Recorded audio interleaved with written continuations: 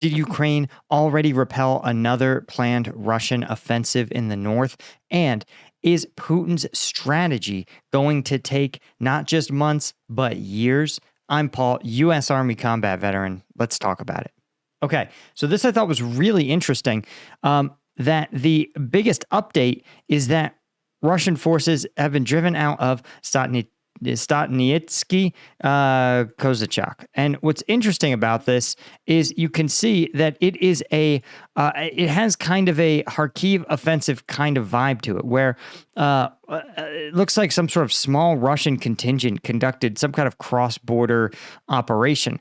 And you may recall when the Russian Kharkiv offensive began last month, it looked a lot like this. Let's see if we can actually find this here, where the initial Russian invasion force initially just sort of came over the border near Plina and near Platinivka. But this sort of effort has... Oh, here we go. We're there. Takes a minute. 2 months ago. Geez, time flies. But you could see here, right? It went from the 9th to the 10th.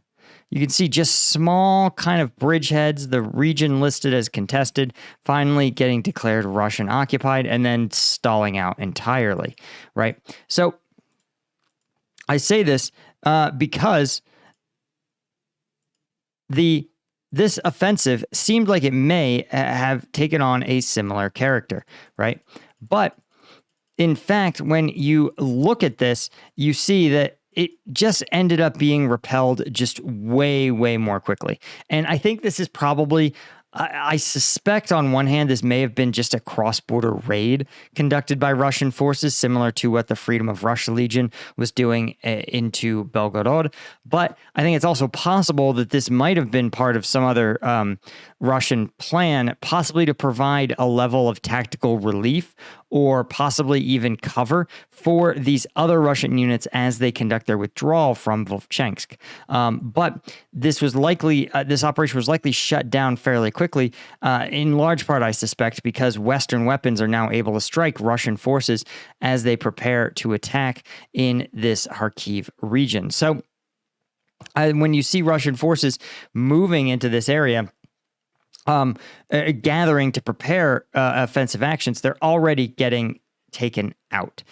So all that, I think, is a fairly straightforward story, but there's a little bit more of a deeper shift here. And before, of course, I talk about that, I did want to mention Strike Gum. If you guys haven't picked up your Strike Gum, I don't know what's stopping you. This is the zero sugar energy drink alternative. 90 milligrams of caffeine in every piece. That's as much as a Red Bull, as much as an Amp Energy. Zero sugar, and best of all, made in the USA, veteran owned, using natural ingredients like natural caffeine. None of the lab grown stuff. So check us out, strikegum.com, or you can go on Amazon and just search Strike Gum. Okay, so this is what I thought was actually more interesting, is that Russia has been conducting this kind of gradual, grindy advance in the direction of Toretsk. This is south of Chasiv Yar and north of Avdiivka.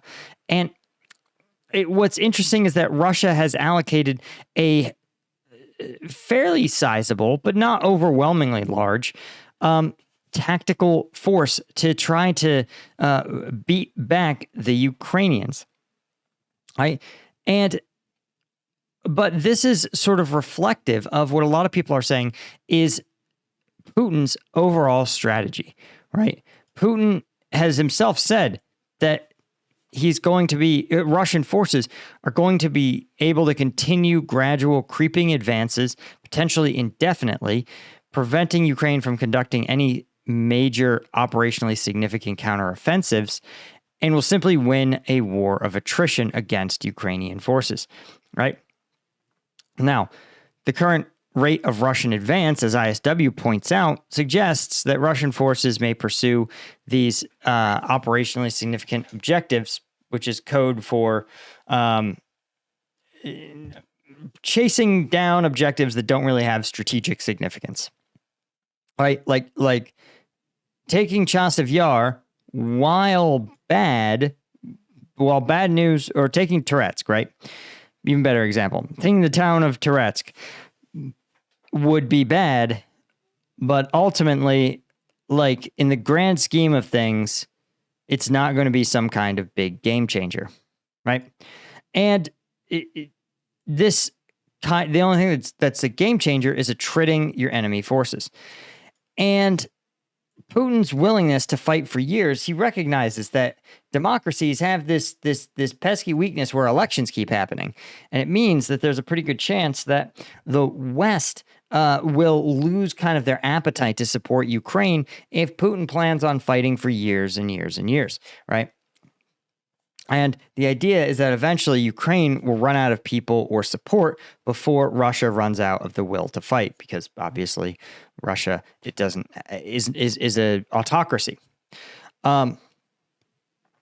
And the fact is that Putin just doesn't aspire to get these kind of big sweeping offensives that kind of define things like airland battle, right? Kind of Western NATO militaries. He's just willing to sit there and go, listen, I'm going to take chunk by chunk.